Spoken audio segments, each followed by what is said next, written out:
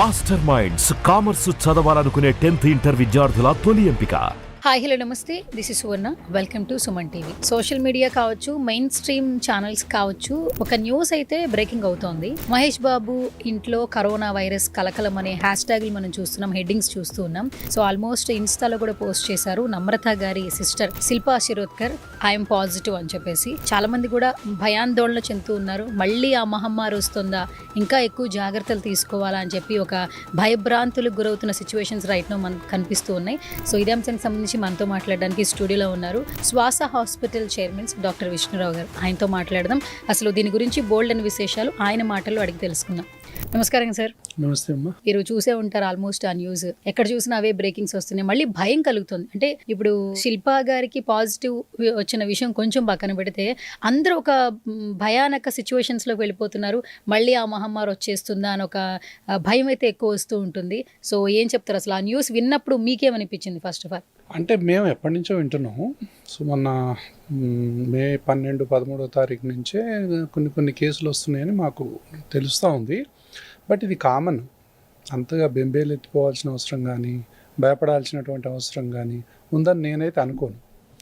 So ఒక super star ఇంట్లో వాళ్ళకు సంబంధించినటువంటి సంబంధీకుల్లో ఇది వచ్చేసరికి దాన్ని ఒక పెద్ద మ్యాటర్గా చేసినట్టుంది, కానీ బట్ దానికి అంత ఇంపార్టెన్స్ ఉందని చెప్పి నేను అనుకోను. అంటే ఒకటి ఉంది అని చెప్పి తెలియజేయటం చాలా గొప్ప విషయం.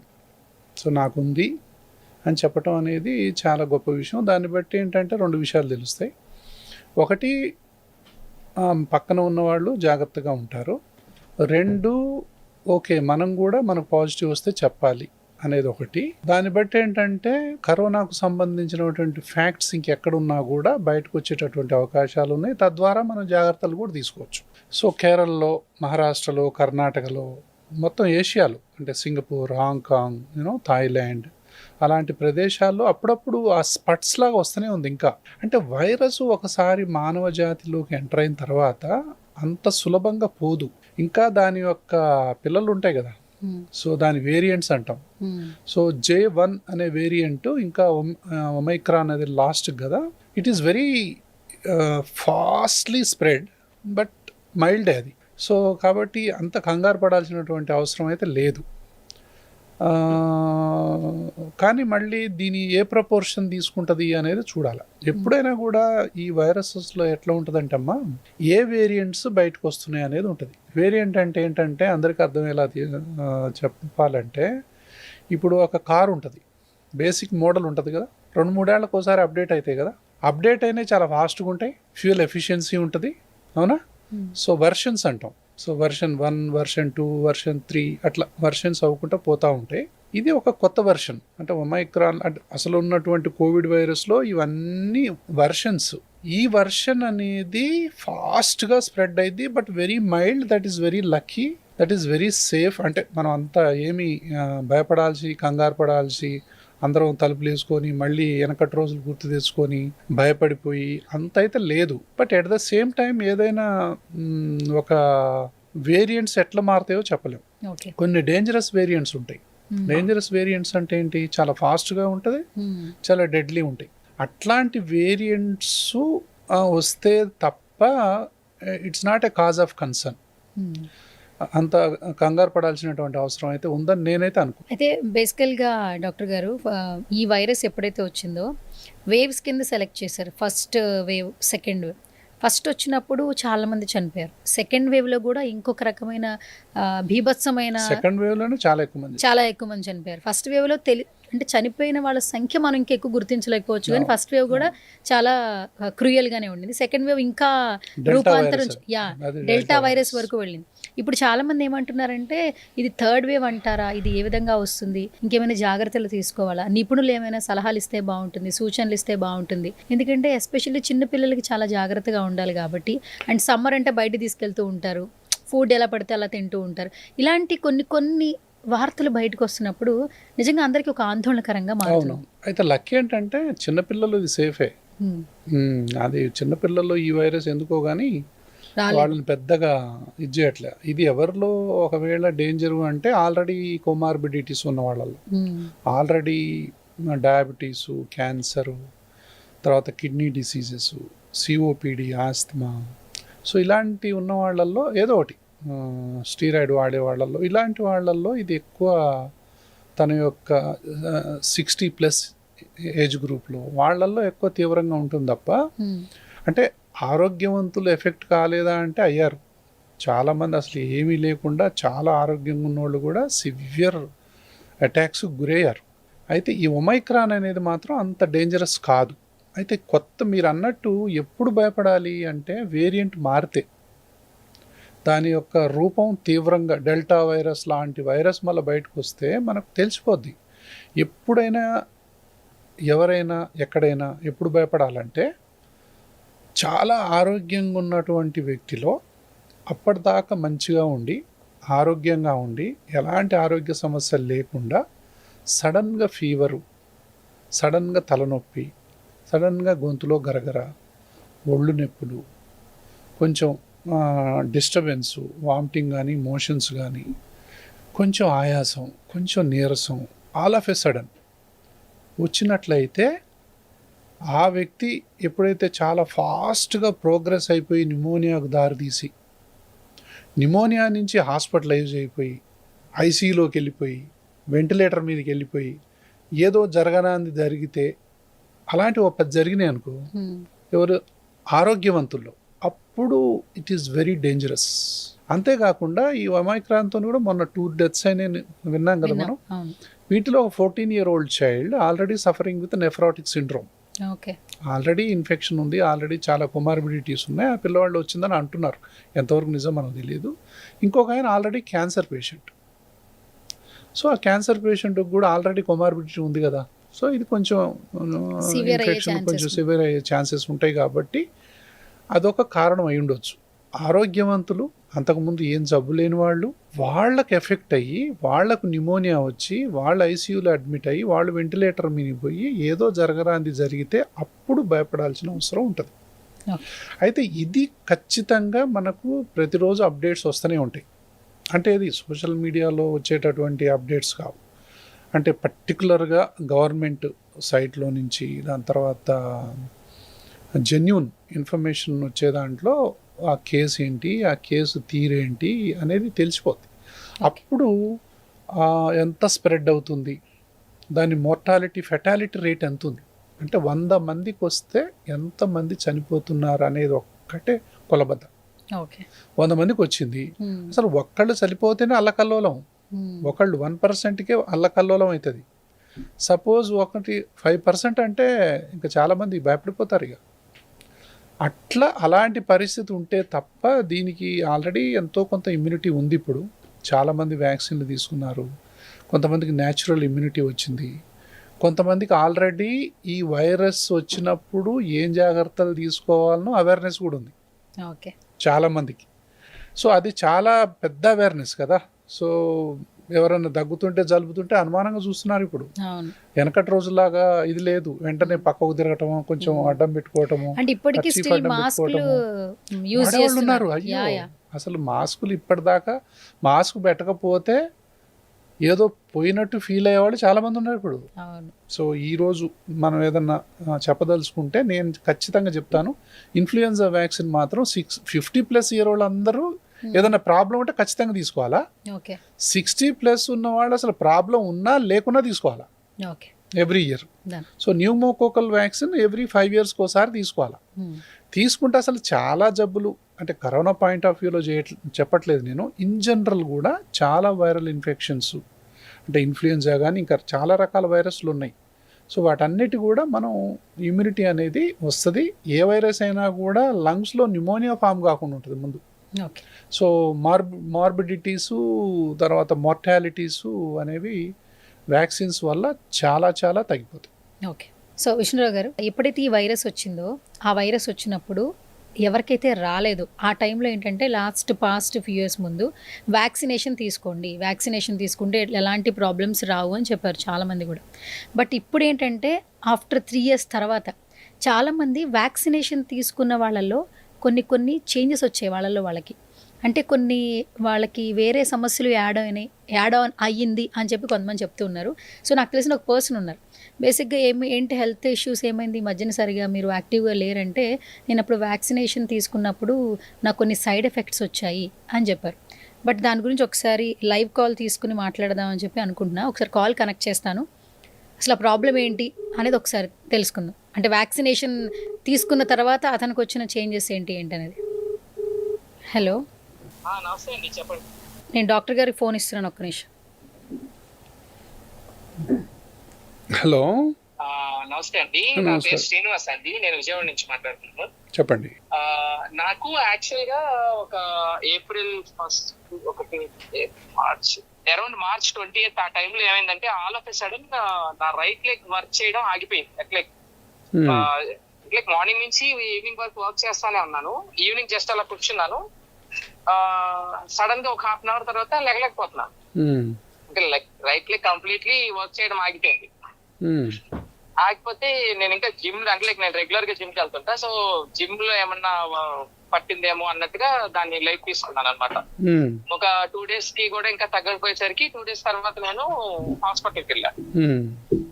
హాస్పిటల్కి వెళ్తే వాళ్ళు మీరు ఈవీఎన్ సెకండ్ స్టేజ్ లో, అసలు ఫస్ట్ ఆఫ్ ఆల్ నా వాకింగ్ స్టైల్ చూసే మీకు కోవిడ్ ఎప్పుడు తగ్గింది అని అడిగారు. తగ్గితే ఇలాగా సెకండ్ కోవిడ్ 2022 లో వచ్చిందండి కోవిడ్ అని చెప్పాను అనమాట.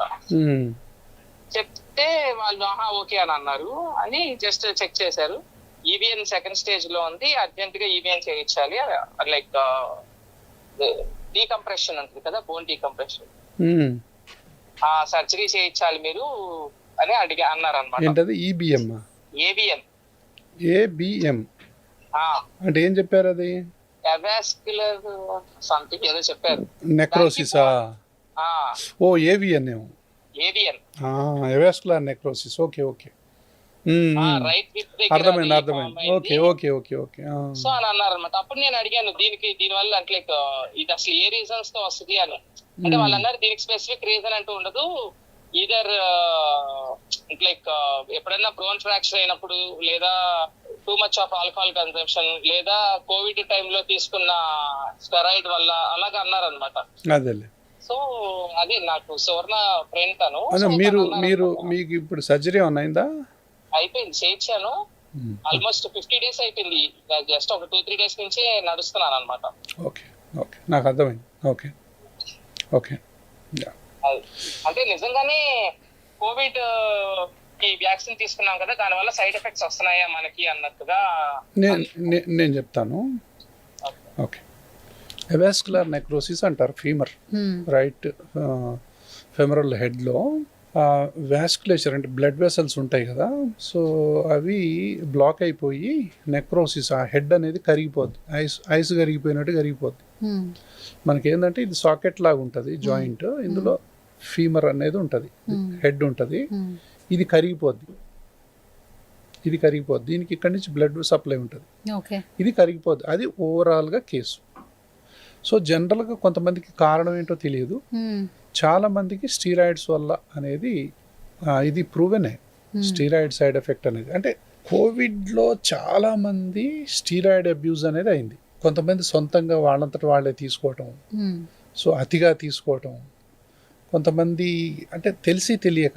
అందులో అంటే చాలా రకాలైనటువంటి హెల్త్ కేర్ ప్రొఫెషనల్స్ ఉంటారు కదా, సో దాని మీద అవగాహన ఉన్నవాళ్ళు, లేని వాళ్ళు, అసలు ట్రీట్మెంట్ అవసరమా లేదా.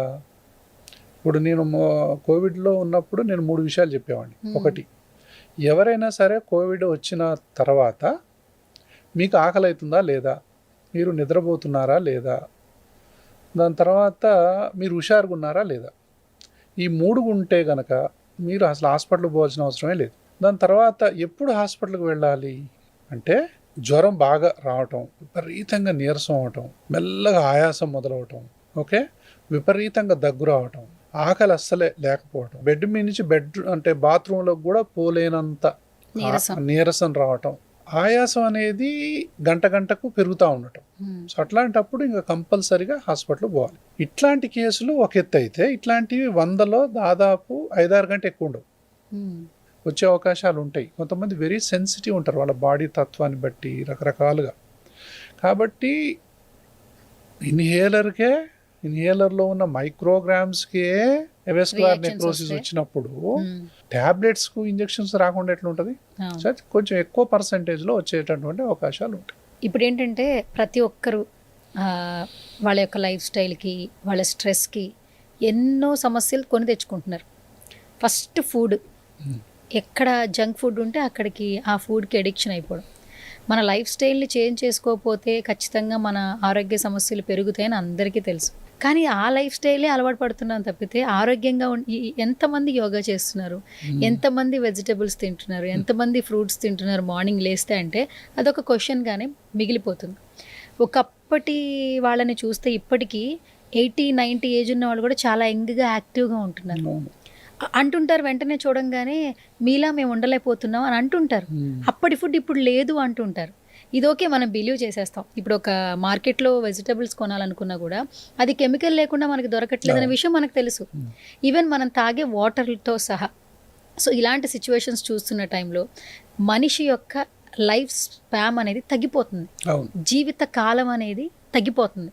ఒకప్పుడు ఏమనేవాళ్ళు అంటే మీ పుట్టుక మీ చావు ముందే రాసిపెట్టి ఉంటుంది భగవంతుడి చేతుల్లో, బ్రహ్మ అనేది సృష్టించేస్తారు అంటారు. కానీ నవేడేస్ చాలామంది డాక్టర్లు చెప్తున్నారు మీ చావు అనేది మీరే క్రియేట్ చేసుకుంటున్నారు అని. సో దీన్ని ఎంతవరకు బిలీవ్ చేయాలి, మన లైఫ్ స్టైల్ని ఎలా చేంజ్ చేసుకోవాలి ఆరోగ్యంగా ఉండాలంటే?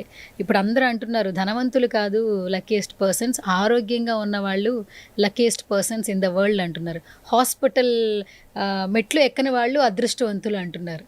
సో ఏం చెప్తారు డాక్టర్ గారు? నేను మెడికల్ కాలేజీలో 80 నుంచి 90 మధ్య చదివినప్పుడు హెల్త్ ఫర్ ఆల్ అని చెప్పి ఒక స్లోగన్ ఉండేది. హెల్త్ ఫర్ ఆల్ అని, health for all by 2000 AD అనేది అప్పుడు స్లోగన్ అది. ఓకే. అరే హెల్త్ ఫర్ ఆల్ అంటున్నారు, మనం డాక్టర్ అయిన తర్వాత మనకేం పని ఉండదు ఇంకా అనుకునేవాళ్ళం మేము. అదొకటి ఉండేది. దాని తర్వాత so your health is in your hands అనేది ఇంకో స్లోగన్ ఉండేది.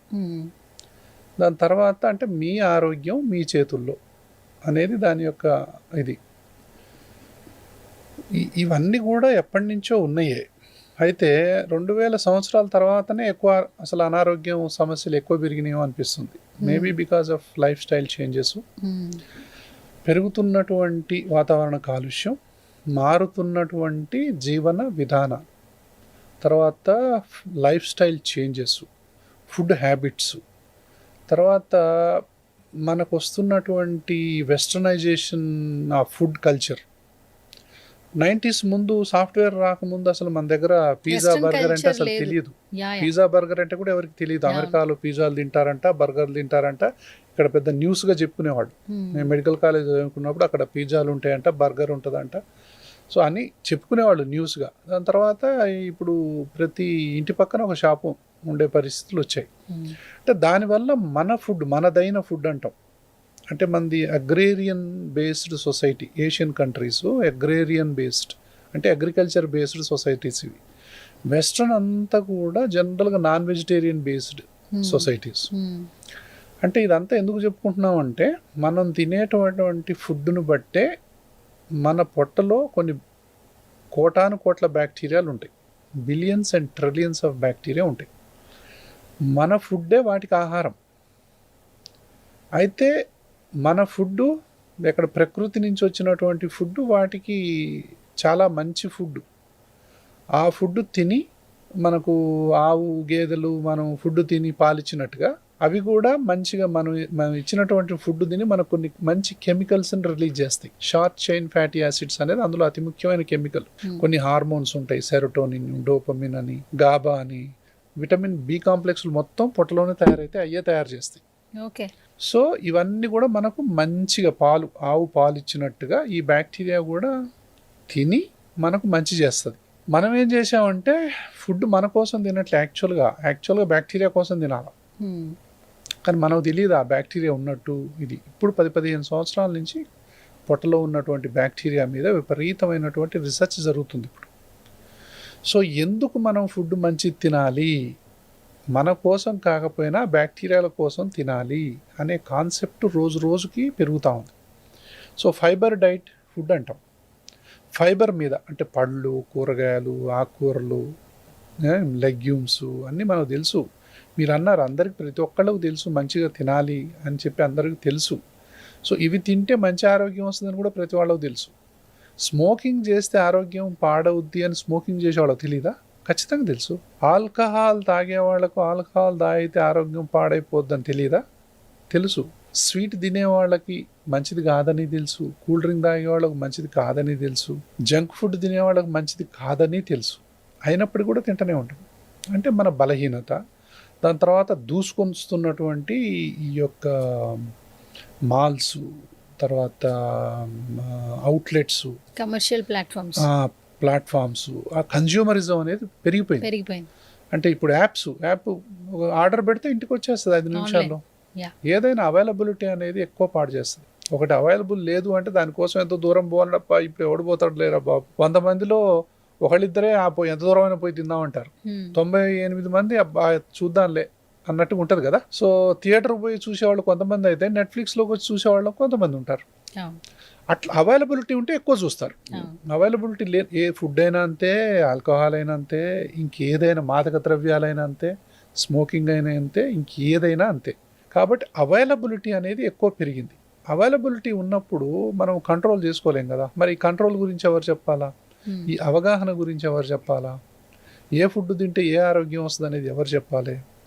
అసలైతే మొదటి 3 సంవత్సరాలు పిల్లలకు స్వీట్ పెట్టకూడదు. 1000 days. కానీ అన్నప్రాసన రోజునే స్వీట్. అదే చెప్తున్నా, పిల్లలకు స్వీట్ పెట్టకూడదు అసలైతే. ఫస్ట్ 3 సంవత్సరాలు 1000 days. అప్పుడు వాళ్ళకు నిజంగా ఆరోగ్యానికి మనం బలమైన పునాది వేసిన వాళ్ళం అవుతాం. ఒకటి తల్లిపాలు, దాని తర్వాత వచ్చేటటువంటి నేచర్ నుంచి వచ్చేటటువంటి కూరగాయలు కానీ అవి కానీ ఇవి కానీ మనదైనటువంటి ఆహారం ఇవ్వటము, ఇది మంచిది. అంతేకాకుండా వాళ్ళకు చాక్లెట్లు, మొదటి నుంచే స్వీట్స్, రకరకాల ఐస్ క్రీమ్స్, కూల్ డ్రింక్స్. చాలామంది ఇళ్లల్లో కూల్ డ్రింక్స్, ఇప్పుడు మంచినీళ్ళ బదులు కూల్ డ్రింక్స్ పెట్టుకునే వాళ్ళు ఉన్నారు కదా. అవును. సో ఐస్ క్రీమ్స్ స్టోర్ చేసుకునే వాళ్ళు ఉన్నారు కదా. పిల్లలు ఎప్పుడు కావాలంటే అప్పుడు ఇస్తూ ఉంటాం. వీటి మీద డేంజరస్ బ్యాక్టీరియా పెరుగుతాయి. ఓకే. వీటి మీద బ్యాక్టీరియా, వాటి నేచరే మారిపోయింది. మంచి బ్యాక్టీరియా అసలు తల్లిపాల మీద బిఫిడో బ్యాక్టీరియా అంటాం, లాక్టోబాసిల్లస్ అంటాం. అవి మంచి బ్యాక్టీరియా. తల్లిపాలతో పాటు మనకు అవి ఆ బ్యాక్టీరియా వృద్ధి చెందుతాయి. ఎందుకంటే అది ప్రీబయాటిక్ తల్లిపాలు అనేవి. సో ఈ బ్యాక్టీరియా ఎప్పుడు మారిపోద్దంటే మన ఆహారం మారినప్పుడు బ్యాక్టీరియా కూడా మారుతుంది. బ్యాక్టీరియా మారినప్పుడు మన ఆరోగ్యం కూడా మారుతుంది. బ్యాక్టీరియా మారినప్పుడు కెమికల్స్ మారుతాయి. కెమికల్స్లో మంచి కెమికల్స్ ఉంటాయి, చెడ్డ కెమికల్స్ ఉంటాయి. మంచి బ్యాక్టీరియా మంచి కెమికల్స్ ఇస్తుంది, చెడ్డ బ్యాక్టీరియా చెడ్డ కెమికల్స్ ఇస్తుంది. అందులో పెద్ద సైన్స్ ఏం లేదు. సో మంచి కెమికల్స్ అంటే మనం ఆరోగ్యవంతంగా అన్ని, అంటే బాడీలో ఉన్నటువంటి ప్రతి సెల్ కూడా ఆరోగ్యంగా ఉంటుంది. అంటే ఏ బ్యాక్టీరియా పని ఆ బ్యాక్టీరియా మంచిగా చేస్తున్నాయి అని అర్థం. మంచి బ్యాక్టీరియా అనేది 1% ఉండాల్సింది 90% ఉందనుకో, అది కూడా అనారోగ్యమే. యాక్చువల్గా మంచి బ్యాక్టీరియానే అది. కానీ మొత్తం నేనే ఉంటా అంటే మిగతా ఏ పని చేయవు. అంటే వాటి స్పేస్ అంతా ఆక్యుపై చేస్తుంది, వాటిని డామినేట్ చేసేస్తుంది. సో మిగతా అన్ని కూడా పడుకుంటాయి, పని చేయవు, ఇంకా అవన్నీ డిసపియర్ అయిపోతాయి. దానివల్ల వచ్చేటటువంటి ప్రాబ్లమ్స్ కొన్ని మంచి bacteria, but that is also called dysbiosis. ఇంకోటి చెడ్డ బ్యాక్టీరియాలు ఉంటాయి. చెడ్డ బ్యాక్టీరియా ఎంత 1 to 2% ఉండాలి వాటి రేషియో. అది 90% అయితే మన గట్టు మొత్తం పోయినట్టే లెక్క. సో అనారోగ్య నిలయంగా మారతాం. వీటిని బట్టి ఇప్పుడు పర్సనలైజ్డ్ మెడిసిన్ అనేది వస్తుంది. ఏ ఫుడ్ మీకు ఇవ్వాలి, ఏ ఫుడ్ మీకు ఇవ్వకూడదు, ఏ ప్రీబయాటిక్ ఇవ్వాలి మీకు, ఏ ప్రోబయాటిక్ ఇవ్వాలి. కొంతమంది అదే పనిగా పెరుగు తాగుతూ ఉంటారు. సపోజ్ ఆల్రెడీ లాక్టోబాసిల్లస్ మన పొట్టలో 90% ఉందనుకో, అసలైతే ఉండాల్సింది అది 10-20%. సపోజ్ అనుకుందాం అది 90% ఉందనుకో, మొత్తం కట్ చేస్తాం. అది ఇప్పుడు టోటల్ పెరుగు, పాలు, మజ్జిగ అన్ని కట్ చేయాలి. అక్కడ పెరుగు మంచిది కదా అని చెప్పి రోజు తినకూడదు ఆ కేసులో. అంటే అది పర్సనలైజ్డ్ కదా, ఆ వ్యక్తికి అది పర్సనలైజ్డ్.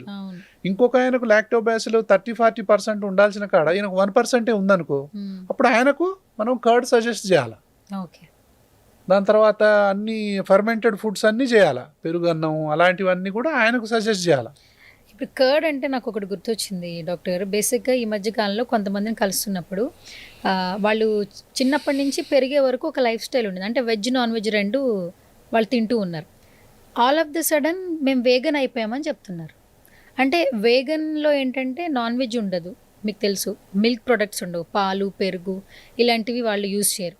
ఒకవేళ వాళ్ళు ఏదైనా సిచ్యువేషన్లో నెయ్యి గీతో సహా ఏదైనా తెలియకుండా తిన్నా కూడా వాళ్ళకి ఒక రకమైన సెన్సేషన్ వచ్చి అది అలవాటుగా మారింది. ఇప్పుడు సడన్గా వేగన్ అవ్వడం అనేది ఎలా తీసుకోవాలి? ఫస్ట్ ఆఫ్ ఆల్ నిజంగానే వేగన్గా మారితే మన బాడీకి సరిపడా పోషక విలువలు కావచ్చు, పోషక పదార్థాలు కావచ్చు, ఆ మోతాదులో మనకు అన్నీ సమకూరుతాయంటారా లేదంటారా? ఏం చెప్తారు? ఇది వెజిటేరియన్ వాళ్ళు బతకలేదా? స్వాతంత్రం వచ్చినప్పుడు మన దేశంలో 85% మంది వెజిటేరియనే. స్వాతంత్రం వచ్చిన కొత్తలో. సో అంటే వెజిటేరియన్స్ కూడా మన దేశంలో ఉన్నారు. తర్వాత ఫుడ్ హ్యాబిట్స్ మారినాయి, దాంతోపాటు బ్యాక్టీరియా మారింది. ఓకే. ఇప్పుడు మీరు ఒక మాట అన్నారు, చిన్నప్పటి నుంచి పెరుగు తినేవాళ్ళు, నాన్ వెజ్ తినేవాళ్ళు సడన్ గా వెజిటేరియన్ మారారు. వాళ్ళు వెజిటేరియన్ మారిన తర్వాత మళ్ళీ వాళ్ళు పొరపాటున నాన్ వెజిటేరియన్ లేకపోతే పాలో ఏదో తాగితే ఇబ్బంది ఫీల్ అవుతారండి. అది కరెక్ట్. ఎలా? మెల్లగా వీగన్గా మారినప్పుడు లోపల వీగన్ మీద బతికే బ్యాక్టీరియా ఉంటుంది కదా, అవి పెరిగాయి. ఫర్మిక్యుటీస్ అంటాం, బ్యాక్టీరాయిడైటిస్ అంటాం. బ్యాక్టీరాయిడైటిస్ అనేది ముఖ్యంగా ఫైబర్ మీద పెరుగుద్ది, వెజిటేరియన్ డైట్ మీద పెరుగుద్ది. అంటే వాటి శాతం దాదాపు 40 నుంచి 50% వరకు అయింది. సో మిగతాది మీరు ఎప్పుడైతే నువ్వు పాలు నాన్ వెజిటేరియన్ తింటావో ఇవి దాన్ని డైజెస్ట్ చేయలేవు, దానికి తెలియదు. నువ్వు మొత్తం వీగన్కి అలవాటు చేసినావు కదా, దానికి సంబంధించిన బ్యాక్టీరియానే మన పొట్ట మొత్తంలో ఆక్యుపై అవుతాయి, ఫామ్ అవుతాయి. అవి కొత్త ఫుడ్ వచ్చేసరికి వాటికి తెలియదు దాన్ని ఎట్లా డైజెస్ట్ చేయాలి. బికాజ్ అది లేవు కదా బ్యాక్టీరియా. ఆ రోజు నుంచి నువ్వు కొంచెం మళ్ళీ నాన్ వెజిటేరియన్ ఇచ్చినావు అనుకో, మళ్ళీ ఆ బ్యాక్టీరియా పెరుగుతాయి. ఓకే. కొన్నాళ్ళ తర్వాత ఇది తింటే పడదు మళ్ళీ. అంటే మనం తినేటటువంటి ఆహారాన్ని బట్టే మన బ్యాక్టీరియా లోపల రూపాంతరం చెందుద్ది. అది ఒకటి. సో వీగన్ వల్ల ఏంటంటే షార్ట్ చైన్ ఫ్యాటీ యాసిడ్స్ అనేది ఫైబర్ డైట్ వల్లనే వస్తాయి. ఓకే.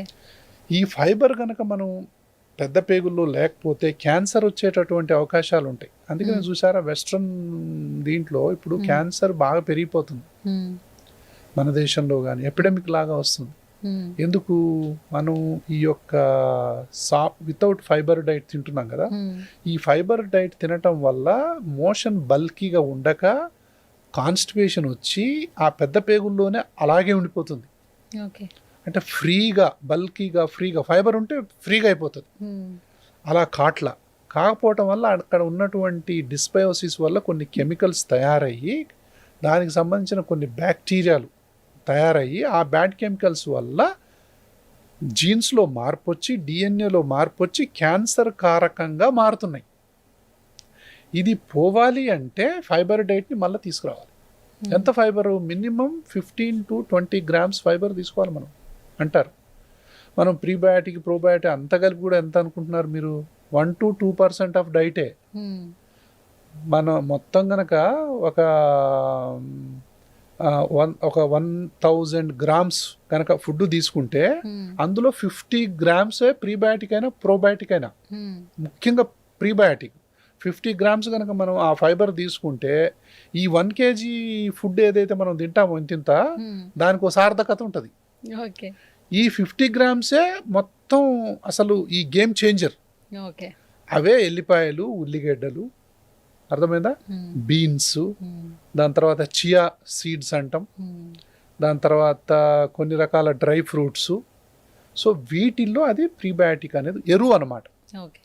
అంటే లోపల ఉన్నటువంటి గట్ బ్యాక్టీరియాకి ఎరువు ఏంటి అంటే ప్రీబయాటిక్. మనం తినే ఇంతింత ఆహారం, ఇంతింత ఏది కూడా వాటికి ఆహారం కాదు. ఆ ఆహారం అనేది వాటికి ఇంతే ఉంటుంది. ఒక 40 గ్రాములు 50 గ్రాముల ఆహారమే వాటికి అందేది ఆఖరికి. వాటి కోసమే వెతుకుతా ఉంటాయి, ఎక్కడుందిరా బాబు, ఇది ఎక్కడుంది, ఈ ఆహారం ఎక్కడుంది, నా ఆహారం ఎక్కడుంది. మన ఆహారం వేరే, దాని ఆహారం వేరే, దానికోసం వెతుకుతా ఉంటుంది. వెతుకుతా ఉంటే ఆహారం దొరక్క మన పేగుల్ని తినేస్తుంది ఆఖరికి. సో అదొక బ్యాక్టీరియా ఉంది. సో అట్లా కాబట్టి మంచి ఆహారాన్ని తీసుకున్నప్పుడు మంచి ఆరోగ్యం అనేది బెనిఫిషియల్ బ్యాక్టీరియా అంటాం. ఎప్పుడైతే మనము అక్కడ విలువలు లేని, పోషకాలు లేని, బ్యాక్టీరియాకు ఉపయోగపడినటువంటి ఆహారాన్ని తీసుకుంటామో హార్మ్ఫుల్ బ్యాక్టీరియా తయారవుతుంది, హార్మ్ఫుల్ కెమికల్స్ రిలీజ్ అవుతాయి.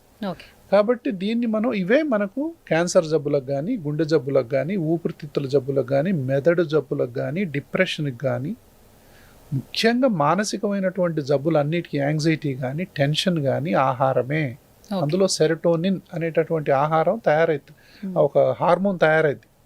ఈ యొక్క ఫైబర్ మీద ఉండేటటువంటి బ్యాక్టీరియాలు కొన్ని షార్ట్ చైన్ ఫ్యాటీ యాసిడ్స్ అని చెప్పాం కదా, సెరటోనిన్ అనేటటువంటి హార్మోన్ని కూడా తయారు చేస్తాయి. అదే మూడ్ స్టెబిలైజర్. అందుకే మనం కొంతమంది అన్నం తిన్న తర్వాత ఎంత మంచి ఫీలింగ్ ఉంటుంది చూడు, చాలా మంచి ఫీలింగ్ ఉంటుంది. అంటే ఆ బ్యాక్టీరియా చాలా హ్యాపీగా ఫీల్ అవుతున్నాయి లోపల. ఒక్కోసారి మనం తిన్నప్పుడు ఎందుకు తిన్నానరా బాబు, ఈ పొట్టంతా గడబిడ గడబిడ గడబిడ అయితే చూడు, అది బ్యాడ్ బ్యాక్టీరియా, అది బ్యాడ్ బ్యాక్టీరియా అనమాట. సో అదే గుర్తు మనకు. ఇవన్నీ కూడా ఇప్పుడు టెస్ట్ లో తెలుసుకునేటటువంటి అవకాశాలు వచ్చాయి. దాన్ని గట్ చెక్ అంటే. ఈ టెస్ట్ లో గనక చేసిన తర్వాత మనం సీయింగ్ ఈజ్ బిలీవింగ్ కదా, మనలో మంచి బ్యాక్టీరియా అనేది 10% కంటే తగ్గిపోయింది, చెడు బ్యాక్టీరియా 90% పెరిగిపోయింది అంటే ఎవరైనా కూడా మార్చుకోకుండా ఉంటారా? షూర్గా మార్చుకుంటారు. ఇప్పుడు షుగర్ ఉంది, మనకి ఎంతో తెలియదు, సడన్ గా పోయి షుగర్ టెస్ట్ చేయించుకున్నాం, 500 600 ఉందనుకో, ఓమ్మో ఏంటి 500 600 ఉంది, అసలు ఇంత పెరిగింది, ఖచ్చితంగా డాక్టర్ కాడికి పోవాల్సిందే, మందులు వాడాల్సిందే, ఆయన ఏం చెప్తే అది చేయాల్సిందే అంటావా లేదా? ఆ టెస్ట్ చేయించుకోకముందు మనం ఏముందా ఉందో లేదోలే అని చెప్పి తింటాం. అంటే సీయింగ్ ఈజ్ బిలీవింగ్. కాబట్టి గట్ చెక్ చేసిన తర్వాత మన పర్సెప్షనే మారిపోతుంది. అప్పుడు మనం ఆరోగ్యం వైపు అడుగులు వేయటం మొదలు పెడతాం. సార్, మీరు ఇంతకు ముందు నుంచి గట్ చెక్ గురించి చాలా మంచి ఇన్ఫర్మేషన్ ఇస్తున్నారు, తెలియని వాళ్ళు కూడా తెలుసుకుంటూ ఉంటారు. But it's very expensive, right? So it's been ఎంత ఉండొచ్చు అంటే పర్ సపోజ్? అంటే దాదాపు అంటే దానికి హాస్పిటల్స్ పడేటటువంటి రేటే దాదాపు 14,000 ఉంటుంది. 14,000 నుంచి 15,000 వరకు ఉంటుంది. కాబట్టి రానున్న రోజుల్లో తగ్గుద్ది అనేది మనం అనుకుంటున్నాం. సో ఇది కాస్ట్లీ టెస్ట్ ఇనీషియల్గా.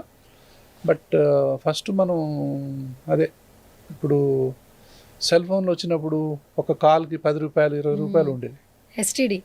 ఎస్టీడీలు అవి ఎంత అయినాయి? 5 పైసలు 2 పైసలు. అట్లా ఏదైనా అంతే కదా,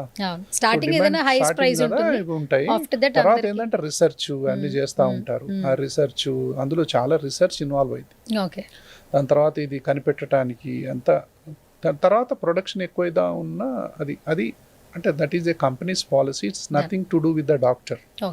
సో కాబట్టి అది వాళ్ళ కాల్. అది ఇప్పుడు ఏంటంటే ప్రతి ఒక్కరికి ఏదైనా హెల్త్ ఇష్యూ వచ్చిందంటే డాక్టర్ దగ్గరికి వెళ్ళిన తర్వాత అడిగేవి 2 క్వశ్చన్స్. ఫస్ట్, ఫ్యామిలీలో ఏదైనా వీళ్ళకి జరిగిన ఇష్యూస్ ఉన్నాయా లేవా? షుగర్ అనుకోండి, డయాబెటీస్ అనుకోండి, వాళ్ళ ఫ్యామిలీలో హిస్టరీలో ఉందా లేదా, ఆస్తమైన అలర్జీ, ప్రతి ఒక్కటి ఫస్ట్ చెక్ చేది ఫ్యామిలీ హిస్టరీ. తర్వాత ఫుడ్, లైఫ్ స్టైల్ ఎలా ఉంది చెక్ చేస్తున్నారు. ఇప్పుడు ఒకటి యాడ్ ఆన్ చేస్తున్నారు ప్రతి ఒక్కరు, మీ స్ట్రెస్ వల్ల మీకు ఇంకా ఎక్కువ సమస్యలు వస్తున్నాయి, మీలో మీరు ఎక్కువ స్ట్రెస్ ఫీల్ అవ్వకండి.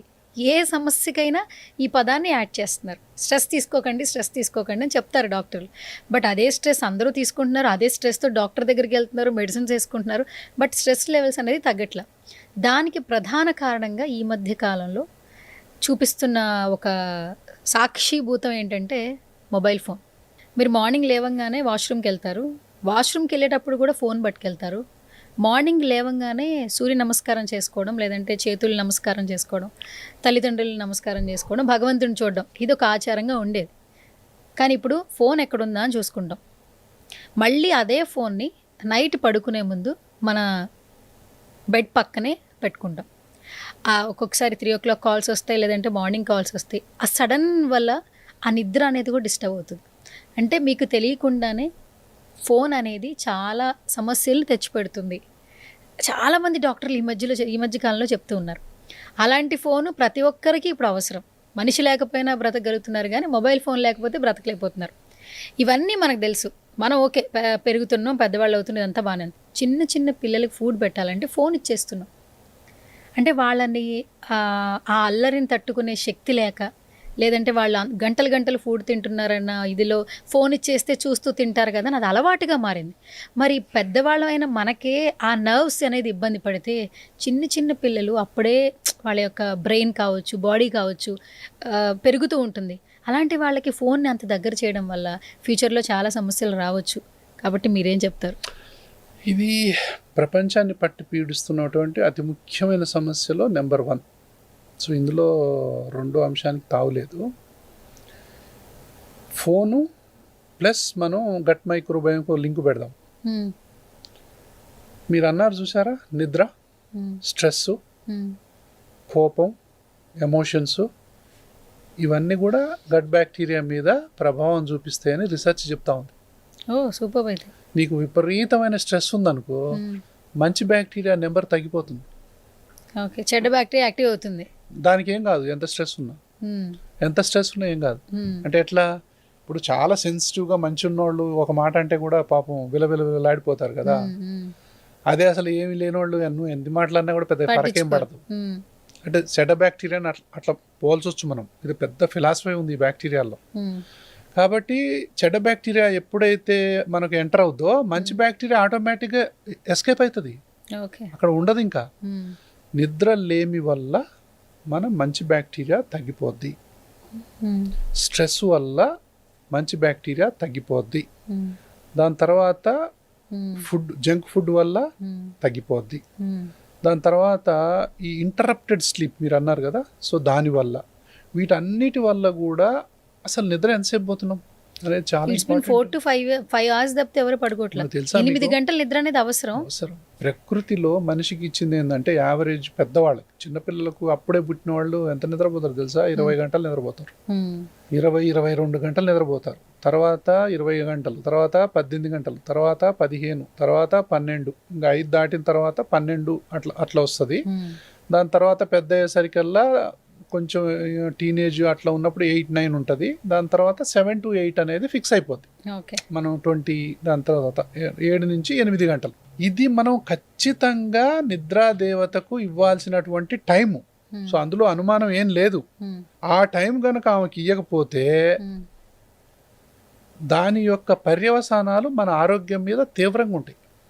అంటే 1/3 ఆఫ్ టైం అనేది 8 hours అంటే 1/3 కదా, 1/3 మనం స్లీప్కి ఇవ్వాల్సిందే. ఇస్తేనే గుండె ఆరోగ్యం బాగుంటుంది, ఇస్తేనే మానసిక ఆరోగ్యం బాగుంటుంది, ఇస్తేనే గట్ ఆరోగ్యం బాగుంటుంది, ఇస్తేనే చర్మం ఆరోగ్యం బాగుంటుంది, ఇస్తేనే అన్ని ఆరోగ్యాలు బాగుంటాయి. లేకపోతే హార్ట్ అటాక్ రావడానికి మూల కారణం నిద్ర తగ్గిపోవటం.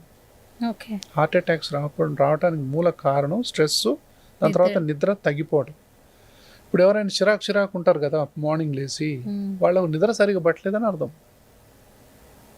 నిద్ర లేమి వల్ల వచ్చేటటువంటి ప్రాబ్లమ్స్ ఎన్నో ఉన్నాయి, అందులో గురక అనేది కూడా అతి ముఖ్యమైనది. సో వీటన్నిటి కనుక చిన్నపిల్లలకి ఇప్పుడు ఫోన్ లేకుండా వాళ్ళకి పెంచటం కూడా సాధ్యం కావట్లా. నేను చెప్పాను కదా, ఫస్ట్ 3 ఏళ్ళు స్వీట్ ఇవ్వకూడదు, ఎట్లాంటి స్వీటు ఎట్లాంటి జంక్ ఇవ్వకూడదు అని చెప్పిన కదా. ఫస్ట్ అసలు 3-4 years వరకు సెల్ ఫోన్ అనేది చూపించద్దు పిల్లలకి. అది సాధ్యం అవుతుందంటారు? అయితా అంటే మనకు కొన్ని రకరకాల ప్రాబ్లమ్స్ వల్ల సాధ్యం కాకపోవచ్చు. కానీ ఇప్పుడు తల్లి ఒక్కటే ఉంటుందండి. ఇప్పుడు ఇంట్లో వంటలు చేయాలా, అవునా, 2-3 పిల్లల్ని తయారు చేయాలా, ఇట్లా హస్బెండ్ని తయారు చేయాలా, తర్వాత ఈడేమో ఏడుస్తూ ఉంటాడు, ఈయన ఎత్తుకోవాలా, వంట చేయాలా. ఎవరి ప్రాబ్లమ్స్ వాళ్ళకే ఉంటాయి. ఆ షూలో పోతే తప్ప అర్థం కాదు. అయినప్పటికీ కూడా మనం కొన్ని కేర్ఫుల్గా తీసుకోవాల్సినటువంటి అవసరం ఉంది. ఏ రకంగా పిల్లలు దెబ్బతింటున్నారు అనేది కూడా చాలా ఇంపార్టెంటే కదా. సో మైండ్ఫుల్ అవేర్నెస్, మనం దీని గురించి మనం ఇప్పుడు మొన్న 10 తర్వాత కొంతమంది 9-10 తర్వాత నేను ఫోన్ చూడను అని ఒక ఒట్టేసుకోవాలి. చూడను అంటే ఒక నెల రోజులు ప్రాక్టీస్ చేస్తే అలవాటు అవ్వకుండా ఉండటం ఏది. కానీ చెప్పేవాళ్ళు కూడా ఉండాలి కదా, అవేర్నెస్ కూడా చాలా చాలా ఇంపార్టెంట్. దీనివల్ల చెవులు వినపడట్లా, ఫోన్ కంటిన్యూస్గా కొంతమంది 500 calls అటెండ్ చేసేవాళ్ళు ఉంటారు. చెవు పనిచేయదు, ఇంకా ఏ చెవు పనిచేయదు, కళ్ళల్లో వేడి, దాని తర్వాత అంటే ఫ్యూచర్లో ఏ ప్రాబ్లమ్స్ వస్తాయో ఇంకా మనకు తెలియదు. సో ఖచ్చితంగా రేడియేషన్ అనేది ఉంది కదా, ఈ రేడియేషన్ వల్ల వచ్చేటటువంటి ప్రాబ్లమ్స్ ఇన్యూమరబుల్ చాలా ఉంటాయి. కాబట్టి ఇవన్నీ ఒక పక్క మానసిక ఆరోగ్యం అనేది తగ్గిపోద్ది, గట్ ఆరోగ్యం అనేది తగ్గిపోద్ది. సో వీటన్నిటికి ఒకటే ఏంటంటే మనం నిరంతరం అవగాహన కలిగించడం. ఇలాంటి టాక్స్ వల్ల మనం అవగాహన కలిగిస్తూ ఉంటే ఓహో నిద్ర లేకపోతే కూడా బ్యాక్టీరియా మంచిది ఉండదంట అనేది తెలిసిందనుకో నిద్రపోవడానికి ట్రై చేస్తారుగా. నిద్రకు బ్యాక్టీరియాకు సంబంధం ఉందంటే మనం ఆశ్చర్యపోతాం. అందుకే కొంతమంది రిపోర్ట్ చూసి గట్ చెక్ అన్నాను కదా, ఆ రిపోర్ట్ చూసి నీకు నిద్ర ఉందో లేదో చెప్తారు. దానికి సంబంధించినటువంటి బ్యాక్టీరియా ఆడ లేకపోతే నీకు నిద్ర లేదని జ్యోతిష్కం చెప్పినట్టు చెప్పొచ్చు. నువ్వు నిద్రపోవట్లేదు, నీకు విపరీతమైన టెన్షన్ ఉంది, నీకు స్ట్రెస్ ఉంది, నువ్వు నైట్ అంతా నిద్రపోవట్లేదని రిపోర్ట్ చూసి చెప్పొచ్చు. మీకెట్లా తెలుసు సార్ అంటారు. కొంతమంది నువ్వు రెడ్ వైన్ తాగుతావా రోజు అని చెప్పొచ్చు. దాని మీద బతికే బ్యాక్టీరియా 80% 90% పోద్ది. అంటే ఇప్పుడు మనకి బీపీ హై అయినప్పుడు లో అయినప్పుడు మనకి చూపిస్తుంది టెంపరేచర్. అట్లా ఈ బ్యాక్టీరియా అట్లా చూపిస్తుంది. ఫర్మిక్యుటిస్ అనేటటువంటి బ్యాక్టీరియా 90% ఉందనుకో, నిన్ను చూడకుండానే నువ్వు ఒబీస్ ఉన్నాను చెప్పొచ్చు. ఓకే. క్యాన్సర్ కలిగించేటటువంటి బ్యాక్టీరియా అంటే 100 మందిలో ఏ బ్యాక్టీరియా వల్లనైతే క్యాన్సర్ వస్తుందో అది ఈయన వల్ల ఉందనుకోండి, సో నీకు భవిష్యత్తులో రావచ్చు అనే సిగ్నల్ కూడా ఇవ్వచ్చు. ఒక ఆయనలో లీన్ అంటే 100 మంది చాలా సన్నగా ఉన్న వాళ్ళల్లో ఉండేటటువంటి బ్యాక్టీరియా నీలో కూడా ఉందనుకో, నిన్ను చూడకుండానే నువ్వు సన్నగా ఉండవని చెప్పొచ్చు. రిపోర్ట్ బట్టి అర్థమవుతుందా? సో ఇట్లా రకరకాలైనటువంటి అంటే ఫ్యూచర్ అంటే పేషెంట్ను చూడకుండానే చెప్పే రోజులు కూడా వస్తాయి. అంటే దీన్ని బట్టి ఏంటిది, పేషెంట్ మనం చూడకుండానే పేషెంట్ చెప్పినప్పుడు ఇది పేషెంట్కి అర్థమైన తర్వాత రిపీటెడ్ టెస్ట్ చేయించుకుంటాడు. 6 నెలలకోసారి. చీప్ అయింది అనుకోండి చేయించుకుంటూనే ఉంటారు. 3 నెలలకోసారి.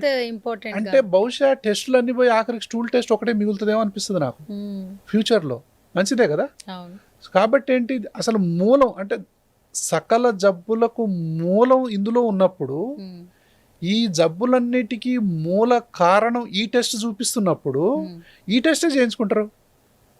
అది చీప్ అవుతా ఉంటే ఇది చేయించుకోవటం 6 నెలలకు ఒకసారి మళ్ళీ నాకు బాగాలేదు, నాకు ఆరోగ్యం ఎట్లా దెబ్బతింటుంది అనగానే ఓహో నేను మళ్ళీ ఏదో అది తింటున్నాను, చెడ్డ బ్యాక్టీరియా పెరుగుతుంది, మళ్ళీ మంచి బ్యాక్టీరియా పెంచుకోవాలంటే ఏం చేయాలి అది ఇదని చెప్పి మళ్ళీ దానికి వస్తారు. కాబట్టి అలర్జీ ఆస్మా ఉన్న వాళ్ళల్లో ఏ కైండ్ ఆఫ్ బ్యాక్టీరియా ఉంటుంది రిపోర్ట్ చూసి చెప్పొచ్చు. అంటే అల్లలో ఏ బ్యాక్టీరియా లేకపోతే ఆస్మా ఉండొచ్చు అది చెప్పొచ్చు. కాబట్టి ఏ ఆరోగ్య సమస్యలు ఏ బ్యాక్టీరియా ఉండటం వల్ల లేకపోవటం వల్ల కలుగుతాయో కూడా చెప్పే రోజులు వస్తున్నాయి. అదే పర్సనలైజ్డ్ మెడిసిన్కి ప్రెసిషన్ మెడిసిన్ అంటాం. అంటే కరెక్ట్గా గురి చూసి కొట్టడం. సో ఇప్పుడు షార్ట్ గన్ థెరపీ అంటాం. ఒక 10 రాస్తాం మందులు ఏదో ఒకటి తగలకపోద్దా అన్నట్టుగా. కానీ ఫ్యూచర్లో అట్లా ఉండదు, ఒకటే బుల్లెట్ అన్నట్టుగా రాబోతుంది. అంటే ఇంకా ఇది ఎవాల్యుయేట్ అవుతుంది. ఏదో ఒక్కసారి అద్భుతాలు జరగవు కదా. ఇప్పుడు ఒక ఫుడ్ మార్చినంత మాత్రాన మరి ఎయిర్ పొల్యూషన్ ఎడిపోద్ది, ఎర్త్ పొల్యూషన్ ఎడిపోద్ది, వాటర్ పొల్యూషన్ ఎడిపోద్ది, మన చుట్టూ ఉన్నటువంటి మన పర్ఫ్యూమ్స్, అగరబత్తీలు, ఇండోర్ పొల్యూషను ఇవన్నీ అనారోగ్యాన్ని కలిగించాయి కదా. ఒక ఫుడ్ మార్చినంత మాత్రాన్ని ఆరోగ్యం ఎట్లా వస్తుంది? సో ఇవన్నీ రానున్న రోజుల్లో ఇప్పుడు ఎలక్ట్రిక్ కార్స్ వస్తున్నాయి, బహుశా పొల్యూషన్ తగ్గిపోవచ్చు. అంటే మనం న్యాచురల్ ఇప్పుడు ఏదైతే మనకు సూర్యరశ్మి వీటి వల్ల వచ్చేటటువంటి దాన్నే వాడుకొని మనం ఈ యొక్క ఫాసిల్ ఫ్యూయల్స్ని తగ్గించవచ్చు. పెట్రోలు, డీజిలు, బొగ్గు ఇవన్నీ తగ్గిపోతాయేమో ఫ్యూచర్లో, దానివల్ల పొల్యూషన్ తగ్గిపోద్దేమో. అట్లా ఎప్పుడైతే అది తగ్గిపోద్దో మనకు వాటర్ పొల్యూషను, ఎయిర్ పొల్యూషను ఇవన్నీ పోయిన తర్వాత హెల్త్ పొల్యూషన్ కూడా తగ్గిపోద్ది. అందులో వచ్చినటువంటి పంటలు కూడా ఆరోగ్యంగా ఉంటాయి. కాబట్టి మనం ఆశాజనకంగా ఉండాలి. ఇప్పుడు ఇలాంటి పరిస్థితులే ముందు నడిస్తే మనం భూమి మీద బతికే పరిస్థితులు ఉండవు. కాబట్టి ఆర్టిఫిషియల్ ఇంటెలిజెన్స్తోని మనకు విప్లవాత్మకమైనటువంటి మార్పులు ప్రతి రంగంలో వస్తున్నాయి. ఆరోగ్య రంగంలో విపరీతమైన మార్పులు ఏఐతోనే వస్తున్నాయి. Not only education, A doctors వస్తారు ఫ్యూచర్లో. అసలు చాలా మార్పులు రాబోతున్నాయి. కాబట్టి వీటన్నిటికీ మనము అప్డేట్ అవుతూ సో మన ఆరోగ్యాన్ని అంటే జీవితకాలాన్ని పెంచేటటువంటి ఇది ఇంకొక 20 సంవత్సరాల్లో సాధ్యమైపోద్ది. అంతేనా? సో దేనివల్ల మన జీవితకాలాన్ని పెంచవచ్చు, మరణాలను తగ్గించవచ్చు అనేది మనకు ఆర్టిఫిషియల్ ఇంటెలిజెన్స్ సహకారంతో అన్నీ వచ్చేస్తుంటాయి. అంటే స్టెప్ బై స్టెప్ పెద్ద పెద్ద కొత్త కొత్త ఇన్వెన్షన్స్, కొత్త కొత్త ఆవిష్కరణలు అనేది కాలం గడుస్తూ ఉంటే ఈ ఆర్టిఫిషియల్ ఇంటెలిజెన్స్ అనేది అన్ని రంగాలని ప్రభావితం చేస్తుంది. ఆరోగ్య రంగాన్ని ఆల్రెడీ తీవ్రంగా ప్రభావితం చేసింది. అది మంచి జరగాలని మాత్రం కోరుకుందాం. Okay, thank you doctor, thank you so much.